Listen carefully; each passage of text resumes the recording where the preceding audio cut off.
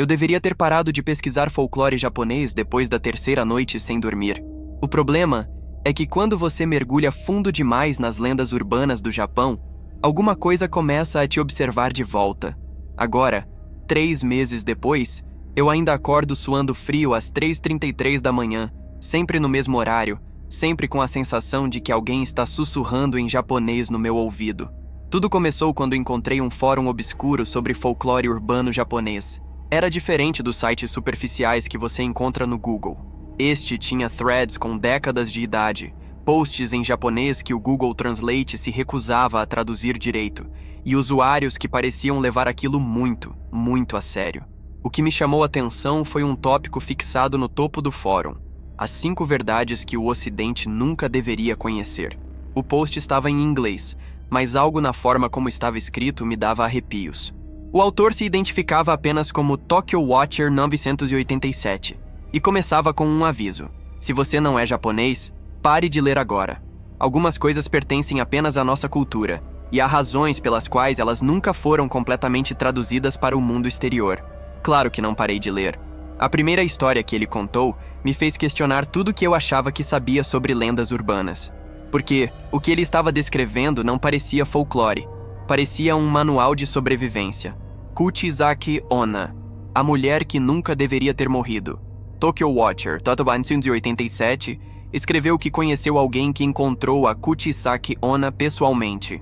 Um amigo da universidade chamado Hiroshi, que morava em Fukuoka.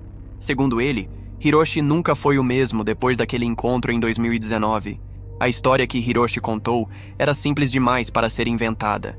Ele estava voltando tarde do trabalho, caminhando por uma rua residencial pouco movimentada, quando viu uma mulher elegante usando uma máscara cirúrgica branca parada sob um poste de luz. No Japão, usar máscara é comum, então ele não pensou muito nisso inicialmente. Mas havia algo estranho na postura dela.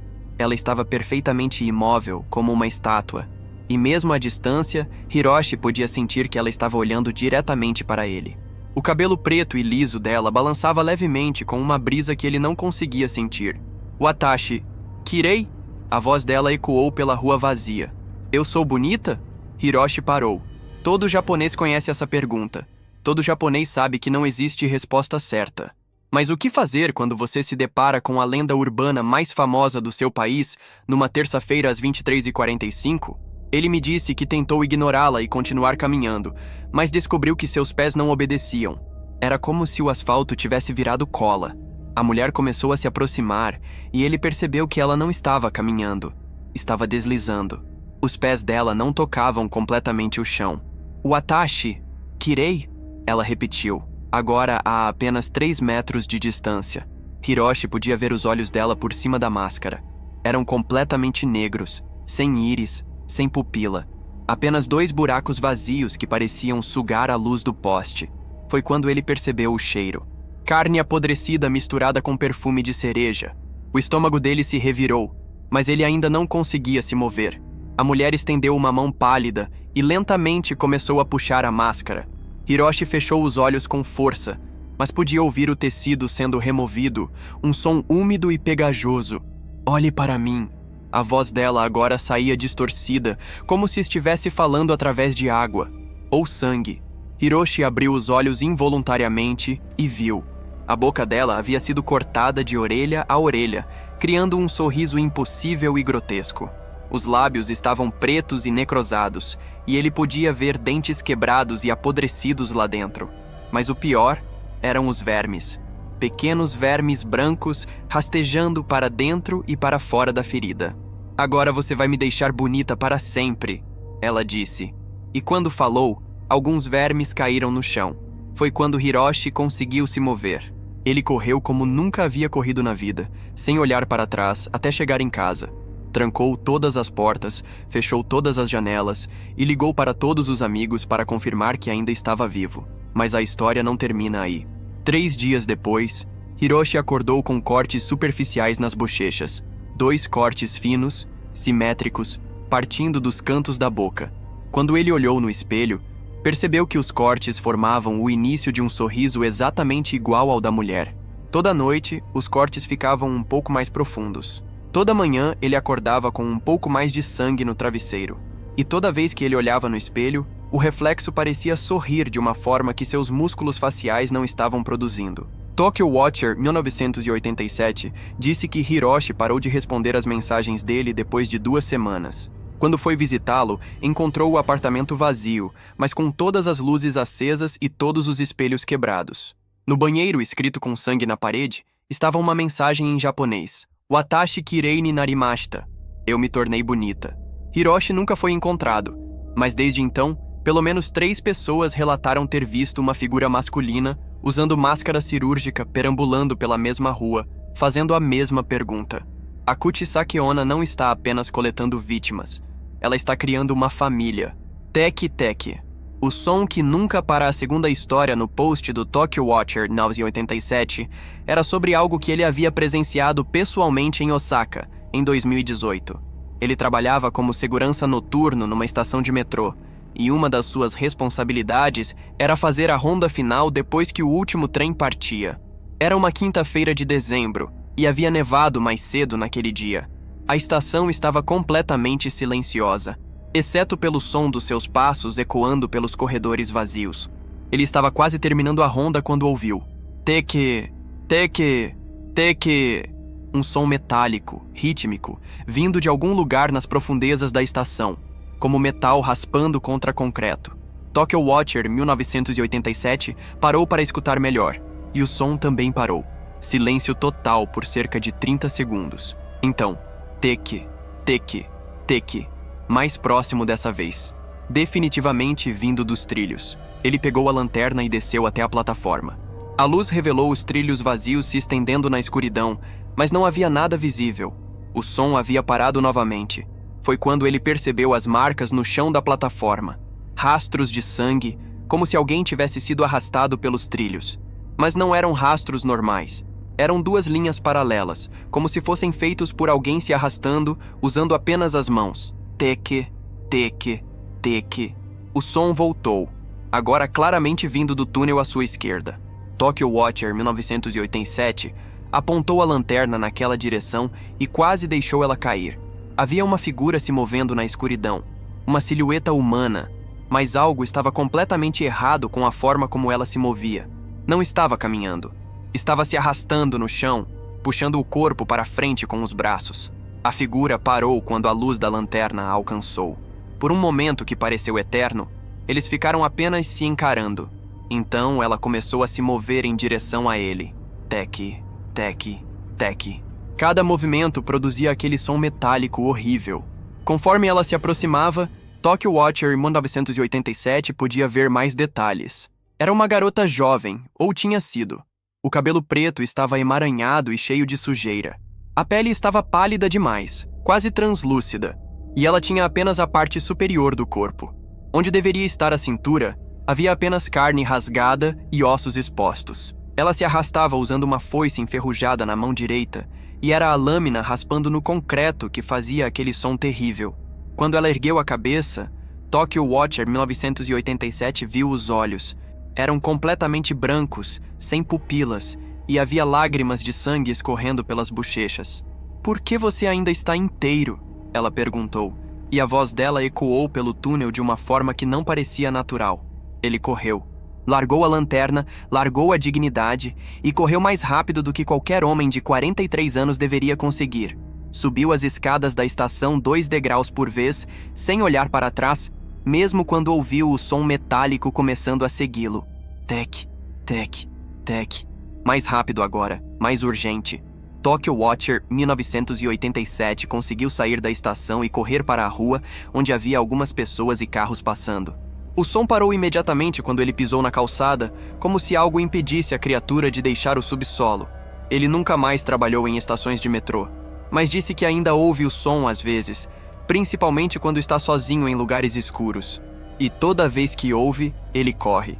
O pior é que, depois daquele dia, ele começou a pesquisar sobre a lenda. Descobriu que a história da Teke Teke é sempre a mesma.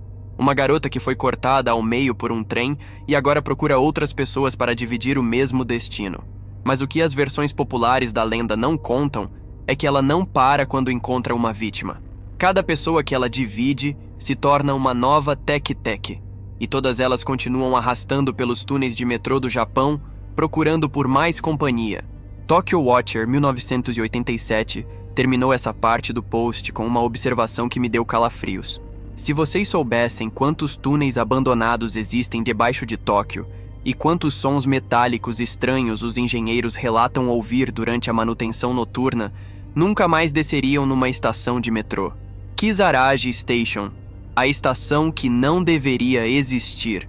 A terceira história era diferente das outras porque Tokyo Watcher 1987 disse que ainda estava acontecendo.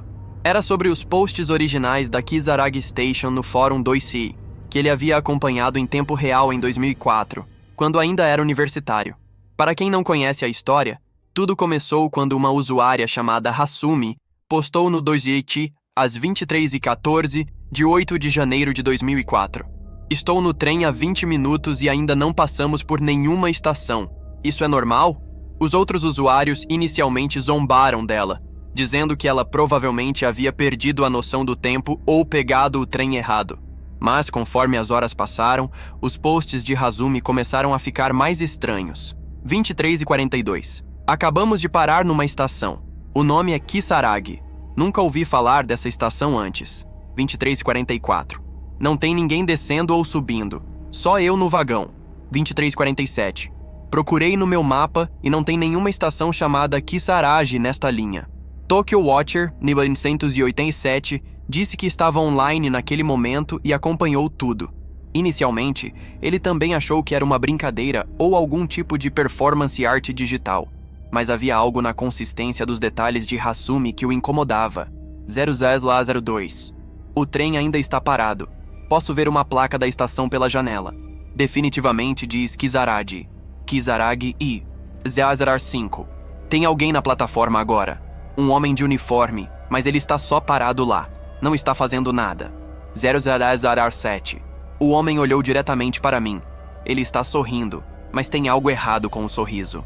0012. O trem começou a se mover de novo, mas na direção errada. Estamos indo para o interior, não para Tóquio. Tokyo Watcher 987 disse que nesse ponto, vários usuários do fórum começaram a se preocupar de verdade. Alguém sugeriu que Hasumi ligasse para a polícia, mas ela respondeu que seu celular estava sem sinal. 0023. Paramos de novo. Há uma floresta dos dois lados dos trilhos agora. Não reconheço nada. 0025. Ouço música vindo de algum lugar. Parece uma canção de ninar tradicional japonesa. 0027. A música está ficando mais alta. Tem uma voz de criança cantando, mas as palavras estão erradas. 0031. Vou descer do trem. Não posso ficar aqui. Essa foi a última mensagem coerente de Hasumi. O que veio depois foram fragmentos estranhos, posts que não faziam sentido. 0044. As árvores têm olhos. 0052. Ele está me seguindo pela floresta. 0003. A música nunca para. 0015. Não posso encontrar os trilhos. 0027. Tem uma casa com todas as luzes acesas, mas não tem ninguém dentro. 034. O telefone da casa funciona, mas só toca música. Tokyo Watcher 1987 disse que ele e outros usuários tentaram ajudar, sugerindo que ela seguisse os trilhos de volta, que ligasse para a polícia de Jiantuzie, qualquer telefone público que encontrasse, que gritasse por ajuda. Mas as respostas de Hasumi estavam ficando cada vez mais desconexas. 02 a 12. Encontrei outras pessoas na floresta. 02 a 18. Elas também desceram na Kisaragi. 02 a 23. Algumas estão aqui há anos. 02 a 31. Elas dizem que não há saída. 02 a 45. A música vem debaixo da terra. O último post de Hasumi foi a 03 a 33. Se alguém for para a Kisaragi Station, não desça do trem. Não importa o que vocês vejam na plataforma. Não importa quem chamar vocês. Fiquem no trem até voltarem para casa. Depois disso, silêncio absoluto. Tokyo Watcher 1987 disse que nos dias seguintes, dezenas de usuários do 2Haka tentaram encontrar informações sobre Hasumi. Ninguém conseguiu. Não havia registros de uma pessoa com esse nome tendo desaparecido naquela data. Não havia reportes policiais. Era como se ela nunca tivesse existido. Mas a história não terminou aí. Nos anos seguintes, Outros usuários começaram a reportar experiências similares, sempre na mesma linha de trem, sempre à noite, sempre sozinhos, e sempre terminando no mesmo lugar, uma estação que não existe em nenhum mapa oficial do Japão. Tokyo Watcher 1987 disse que coletou pelo menos 15 relatos similares ao longo dos anos.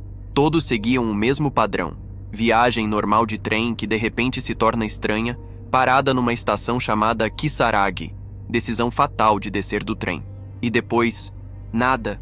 O que mais o perturbava era que ele havia começado a notar um padrão nos horários. Todos os relatos mencionavam o mesmo horário, 03h33, sempre 03h33. E desde 2004, Tokyo Watcher 1987 disse que nunca mais pegou o trem sozinho depois da meia-noite, porque ele sabia que se algum dia parasse numa estação que não reconhecesse, se visse uma placa com o nome Kisaragi, ele não teria força de vontade para ficar no vagão. A tentação de descer e descobrir a verdade, ele escreveu, é mais forte que o instinto de sobrevivência. A.K.A. Manto. A escolha que nunca termina. A quarta história do Tokyo Watcher, 1987, era pessoal e recente. Havia acontecido com ele mesmo, apenas 3 semanas antes de escrever aquele post no fórum. Ele estava trabalhando até tarde no escritório, uma empresa de tecnologia em Shibuya, quando a natureza chamou. Era quase meia-noite e o prédio estava praticamente vazio.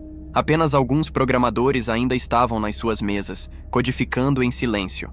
O banheiro masculino no 15º andar estava sendo reformado, então ele teve que descer até o 12º andar. O corredor estava escuro, iluminado apenas pelas luzes de emergência, e seus passos ecoavam no linóleo. O banheiro parecia normal quando ele entrou. Azulejos brancos, 3 cabines, pias limpas. Nada fora do comum. Ele escolheu a cabine do meio, fechou a porta e sentou. Foi quando a voz falou: Akai Kami. Aoi Kami. Uma voz masculina, profunda e pausada, vinda da cabine ao lado. Tokyo Watcher 1987 congelou. Ele tinha certeza absoluta de que o banheiro estava vazio quando entrou. Não havia ninguém em nenhuma das cabines. Papel vermelho ou papel azul. A voz agora estava falando em inglês, com um sotaque estranho que ele não conseguia identificar. Tokyo Watcher 1987 olhou por baixo da divisória da cabine ao lado. Não via pés, não via sombra, não via nada. Você precisa escolher, a voz continuou. Vermelho ou azul, não há terceira opção. Tokyo Watcher 1987 conhecia a lenda do Akamanto. Todo japonês conhece. Papel vermelho significa que você vai ser cortado até sangrar até a morte. Papel azul significa que você vai ser estrangulado até ficar azul. A única forma de escapar é recusar ambas as opções. Mas saber a resposta teoricamente e estar vivendo a situação na prática são coisas completamente diferentes. Eu não preciso de papel, ele conseguiu dizer, a voz tremendo. Silêncio absoluto por longos segundos. Então, uma risada baixa e sinistra. Inteligente. Mas você acha que conhece todas as regras? A temperatura do banheiro pareceu cair 10 graus instantaneamente. Tokyo Watcher 1987 podia ver sua própria respiração se formando em pequenas nuvens de vapor. E se eu disser que você não pode sair daqui até escolher? Foi quando ele percebeu que a porta da sua cabine não estava mais se movendo. Ele puxou a tranca, mas ela estava completamente travada. Empurrou a porta com força, mas era como se ela estivesse soldada no lugar. Vermelho ou azul? A voz repetiu, agora com um tom mais impaciente. Você tem que escolher. Tokyo Watcher 1987 olhou ao redor desesperadamente. Não havia janelas, não havia saída. A cabine parecia estar encolhendo, as paredes se aproximando lentamente. E se eu escolher amarelo?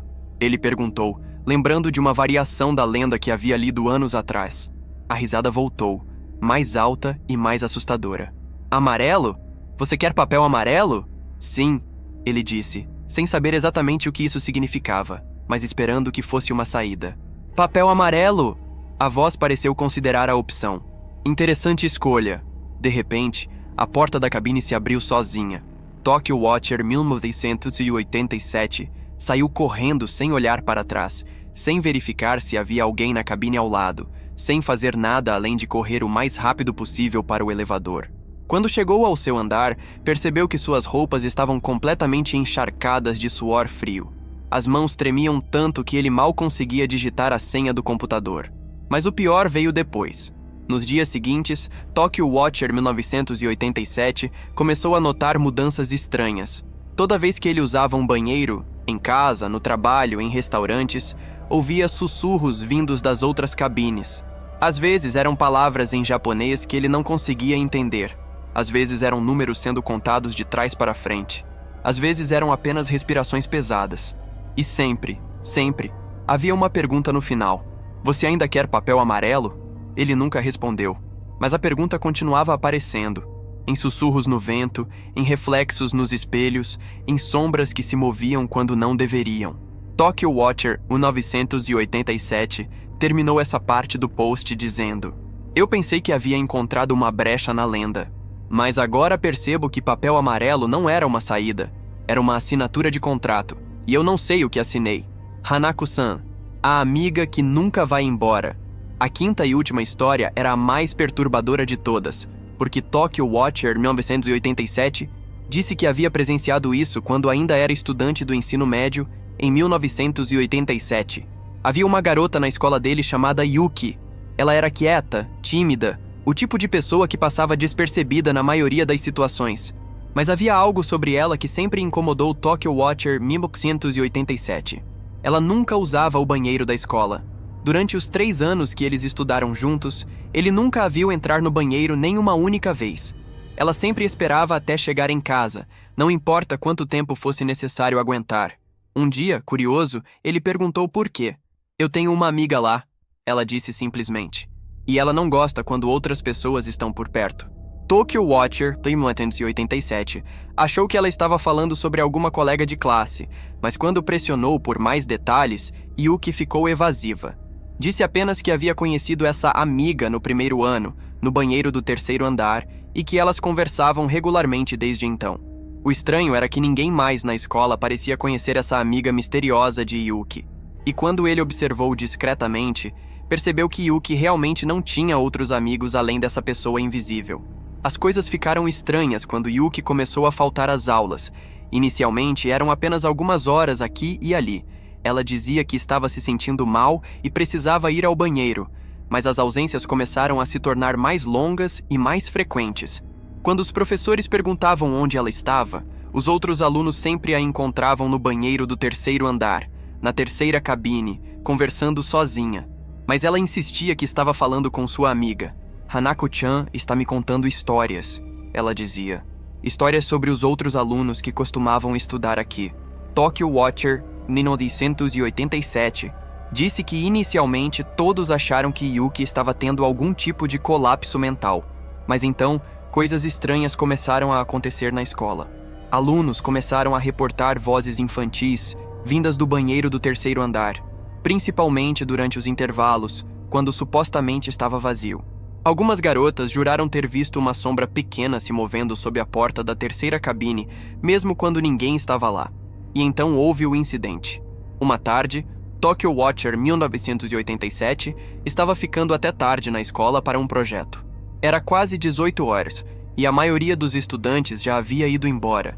Ele precisava usar o banheiro e decidiu subir até o 3º andar. Era mais perto da sala onde estava trabalhando. Quando chegou ao corredor, ouviu vozes vindas do banheiro feminino. 2 vozes diferentes. Uma que ele reconheceu como sendo de Yuki e outra, diferente, mais aguda, como de uma criança muito pequena. Ele parou na porta para escutar. Yuki-chan, a voz infantil estava dizendo. Você quer brincar comigo para sempre? Eu não sei, Yuki respondeu. Meus pais vão sentir minha falta. Mas aqui você nunca vai crescer. Nunca vai ter que se preocupar com exames ou trabalho ou casamento. Podemos brincar para sempre. Só nós duas. Como você. Como eu. Eu estava no 4º ano quando vim brincar aqui pela primeira vez. Isso foi há muito, muito tempo. Mas eu ainda sou do 4º ano.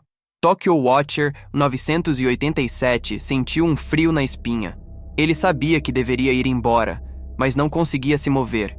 O que aconteceu com as outras crianças que vieram brincar com você? Yuki perguntou. Elas ainda estão aqui. Todas elas. Quer conhecê-las? Foi quando Tokyo Watcher 1987 ouviu outras vozes. Primeiro 2, depois 3, depois mais do que ele conseguia contar. Todas vozes de crianças, todas falando ao mesmo tempo, todas convidando Yuki para ficar e brincar para sempre. Ele correu. No dia seguinte, Yuki não apareceu na escola. Nem no dia seguinte, nem nunca mais. A família dela chamou a polícia, mas nunca encontraram nenhum rastro. Oficialmente, ela foi classificada como uma fugitiva adolescente. Mas Tokyo Watcher 1987 sabia a verdade. 3 dias depois do desaparecimento de Yuki, ele voltou ao banheiro do terceiro andar. Não sabia por quê. Talvez curiosidade mórbida, talvez esperança irracional de que pudesse ajudar de alguma forma. Bateu 3 vezes na porta da terceira cabine. "Hanako-san, você está aí?" A resposta veio imediatamente, numa voz que ele reconheceu. "Sim, eu estou aqui. E Yuki-chan também." Tokyo Watcher 1987 nunca mais voltou àquela escola, mas disse que às vezes, principalmente em banheiros públicos silenciosos, ainda ouvia ecos daquela voz infantil, cantando canções de ninar que ele nunca havia escutado antes. "O pior", ele escreveu no final do post, "não é saber que Hanako-san existe. O pior é saber que ela não está sozinha, e que ela está sempre procurando por novos amigos." Eu terminei de ler o post do Tokyo Watcher 1987 às 4h27 da manhã, com as mãos tremendo. Minhas mãos ainda tremiam quando fechei o laptop. Eram quase 5 da manhã, e eu sabia que não conseguiria dormir. Mas o que eu não sabia era que aquela noite seria apenas o começo. Nos dias que se seguiram, comecei a perceber mudanças estranhas ao meu redor. Pequenas coisas que inicialmente atribuía ao cansaço e à paranoia causada pelas histórias que havia lido. O reflexo no espelho do banheiro que piscava quando eu não estava piscando. O som de passos metálicos ecoando no corredor do meu prédio durante a madrugada. A sensação constante de estar sendo observado, principalmente quando estava sozinho. Mas foi na quinta noite após ler o post que as coisas realmente começaram a sair do controle. Estava tentando trabalhar em casa, editando alguns vídeos, quando ouvi uma batida suave na porta. 3 batidas ritmadas, pausadas, como se alguém estivesse sendo educado demais. Olhei no relógio. 23h47. Ninguém visitava tão tarde, especialmente não sem avisar. Olhei pelo olho mágico e não vi ninguém no corredor. Mas as batidas continuaram. Sempre 3. Sempre com o mesmo ritmo pausado. Decidi ignorar. Voltei para o computador, mas o som persistia. Depois de 20 minutos, finalmente parou. No dia seguinte, descobri que meu vizinho do apartamento ao lado havia se mudado há 3 semanas. O apartamento estava vazio. Não havia como alguém estar batendo na minha porta a partir dali. Foi então que comecei a suspeitar que talvez eu não devesse ter lido aquele post. A paranoia aumentou quando encontrei uma folha de papel embaixo da minha porta na manhã seguinte. Era branca, completamente em branco, exceto por uma única pergunta escrita à mão em japonês. "Watashi, kirei? Eu sou bonita?" Minhas mãos tremeram tanto que quase deixei o papel cair. Era exatamente a pergunta da Kushisaki Onna, a mulher da boca cortada da primeira história do Tokyo Watcher 1987. Mas como isso era possível? Eu morava no Brasil, não no Japão. E mesmo que fosse coincidência, quem escreveria isso e colocaria embaixo da minha porta? Passei o dia inteiro tentando racionalizar. Talvez fosse algum vizinho japonês que eu não conhecia. Talvez fosse uma pegadinha de mau gosto de alguém que sabia que eu estava interessado em folclore japonês. Mas no fundo, eu sabia que havia algo fundamentalmente errado acontecendo. A segunda folha apareceu 3 dias depois. Desta vez, estava escrito: Teke, Teke, Teke. Não consegui mais negar. De alguma forma, as histórias que eu havia lido estavam se manifestando na minha realidade. Era impossível, era ilógico, mas estava acontecendo. Decidi voltar ao fórum onde havia encontrado o post original do Tokyo Watcher 987. Talvez ele pudesse explicar o que estava acontecendo, talvez outras pessoas estivessem passando pelo mesmo problema. Mas quando tentei acessar o site, recebi uma mensagem de erro. O fórum não existia mais. Tentei pesquisar no Google pelo nome do usuário, pelo título do post, por qualquer rastro daquilo que havia lido. Nada. Era como se todo o conteúdo tivesse sido apagado da internet. Como se nunca tivesse existido. Mas eu tinha certeza de que havia lido.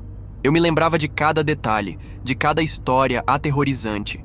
E as folhas de papel embaixo da minha porta eram prova física de que aquilo havia sido real. Foi quando percebi que talvez o próprio ato de ler as histórias fosse o que as tornava reais. Talvez houvesse alguma verdade sobrenatural nisso. Algumas coisas não deveriam ser conhecidas, algumas histórias não deveriam ser contadas, e algumas lendas urbanas existiam especificamente para se espalharem através de pessoas como eu. A terceira folha chegou uma semana depois. Desta vez, era diferente. Em vez de uma pergunta ou um som onomatopeico, havia um mapa desenhado à mão. Um mapa de estações de trem. E uma delas estava marcada com um círculo vermelho e a palavra Kisaragi escrita ao lado. Meu sangue gelou. Kisaragi Station, a estação fantasma da terceira história. Mas este mapa não mostrava estações japonesas. Mostrava a linha de metrô da minha própria cidade. E a estação marcada era uma que eu não reconhecia, localizada entre duas estações que eu sabia que eram conectadas diretamente. Não deveria haver espaço para uma estação extra ali. Naquela noite, por mais irracional que fosse, decidi verificar. Peguei o metrô até a linha indicada no mapa e fiquei observando atentamente quando o trem passou pela seção onde supostamente estaria a estação fantasma. No primeiro trajeto, não vi nada. Apenas o túnel escuro normal entre as duas estações conhecidas. Mas alguma coisa dentro de mim insistia que eu tentasse novamente. Na segunda viagem, já era quase meia-noite. Havia apenas mais 3 pessoas no vagão, todas aparentemente dormindo. Quando o trem se aproximou da seção entre as duas estações, comecei a prestar atenção redobrada. Foi então que vi. Por uma fração de segundo, quando a luz do vagão iluminou o túnel de uma forma específica, pude jurar que vi uma plataforma. Uma plataforma que não deveria estar ali, com uma placa que eu não consegui ler completamente, mas que começava com as letras que me fizeram o coração parar. Que o trem não parou.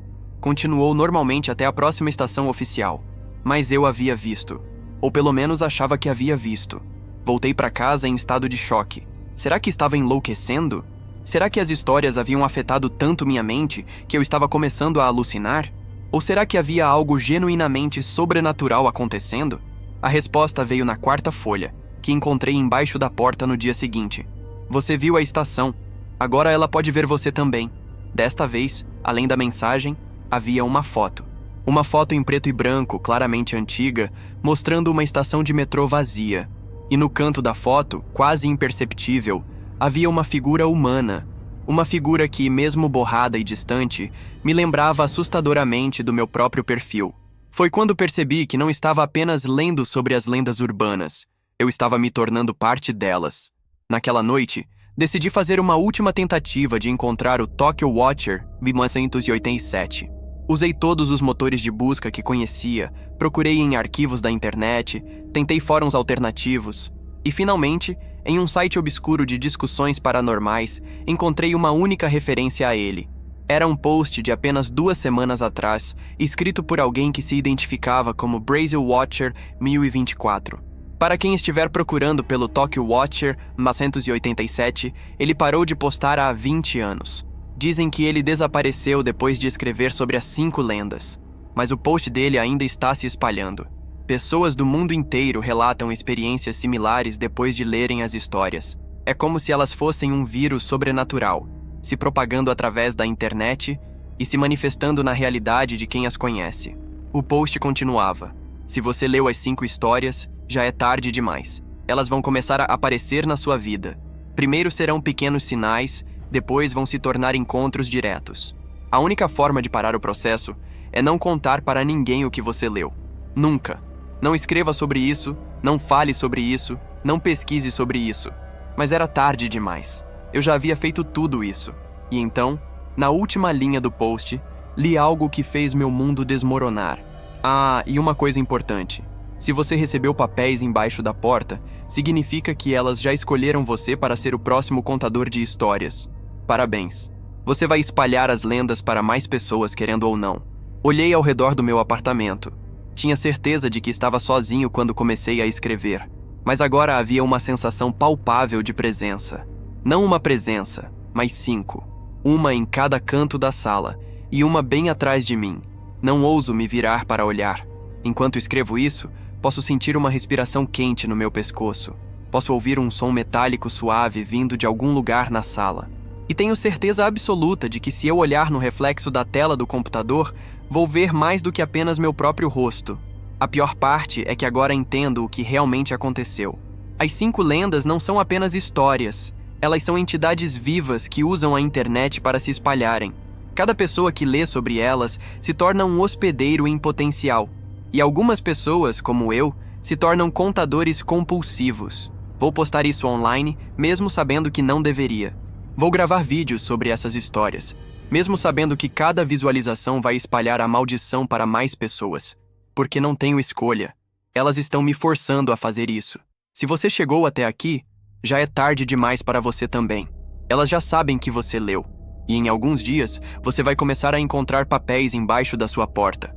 Não tente resistir. Não adianta. Aceite que agora você faz parte da rede delas. E quando chegar a sua vez de contar as histórias, lembre-se, quanto mais pessoas ouvirem, mais forte elas ficam. A música que eu estou ouvindo agora, uma canção de ninar japonesa que não sei de onde está vindo, está ficando mais alta. E eu posso jurar que há vozes de crianças cantando junto, vozes que vêm de dentro das paredes. Tem alguém batendo na porta agora. 3 batidas. Pausa. 3 batidas. Acho que chegou a hora de encontrá-las pessoalmente. Se este for meu último post, saibam que tentei avisar vocês. As 5 lendas são reais. E agora que vocês sabem disso, elas são reais para vocês também. Bem-vindos à família.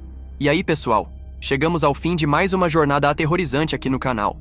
Se vocês conseguiram chegar até o final deste vídeo, vocês têm estômago para o terror de verdade. Essas 5 lendas japonesas não são apenas histórias. Elas representam medos primordiais que transcendem culturas e fronteiras. Se vocês gostaram deste conteúdo, não esqueçam de deixar seu like aqui embaixo, se inscrever no canal e ativar o sininho para não perder nenhuma das nossas próximas histórias. E me contem nos comentários, vocês já tiveram alguma experiência sobrenatural parecida com essas? Já sentiram que estavam sendo observados após ler ou ouvir histórias de terror? Compartilhem suas experiências conosco, porque cada relato nos ajuda a entender melhor esses fenômenos inexplicáveis que assombram nossa realidade. No próximo vídeo, vamos mergulhar ainda mais fundo no mundo das lendas urbanas, explorando casos brasileiros que vão fazer vocês questionarem tudo o que acham que sabem sobre o sobrenatural. Até lá, cuidem-se, mantenham as luzes acesas e lembrem-se, algumas histórias têm o poder de se tornarem reais quando são contadas com convicção suficiente. Um abraço e nos vemos na próxima aventura pelo lado sombrio da realidade.